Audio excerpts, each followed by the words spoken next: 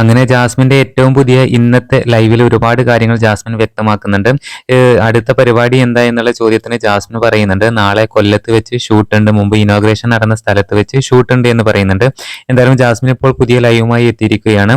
നിരവധി ആരാധകരാണ് ഓരോന്ന് ചോദിച്ചുകൊണ്ട് എത്തുന്നത്. ലൈവിനിടയിൽ ജാസ്മിൻ തനിക്ക് അലർജി ഉണ്ടെന്നുള്ള കാര്യം പറയുന്നുണ്ട്. അലർജിയാണെന്ന് പറഞ്ഞ് പിന്നെയും പിന്നെയും കളിയാക്കാൻ പാടുണ്ടോ എന്നും ജാസ്മിൻ ചോദിക്കുന്നുണ്ട്.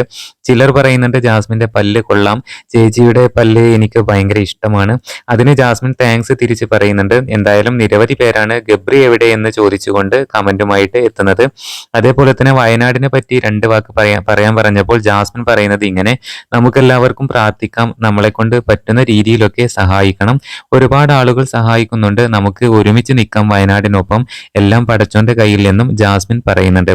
അതുപോലെ തന്നെ ബിഗ് ബോസ് കഴിഞ്ഞ് മാസങ്ങളായിട്ടും ജാസ്മിനും ഗബ്രിയും ഇപ്പോഴും ആരാധകരുടെ മനസ്സിൽ നിന്നും പോയിട്ടില്ല എന്നുള്ളത് ജാസ്മിന്റെ ഓരോ ലൈവിന് താഴെ, അതുപോലെ ജാസ്മിന്റെ ഓരോ വീഡിയോസിന് താഴെ വരുന്ന ആരാധകരുടെ കമന്റിലൂടെ എല്ലാവർക്കും മനസ്സിലാക്കാവുന്നതാണ്. പുതിയ അപ്ഡേറ്റുമായിട്ട് വീണ്ടും കാണാം.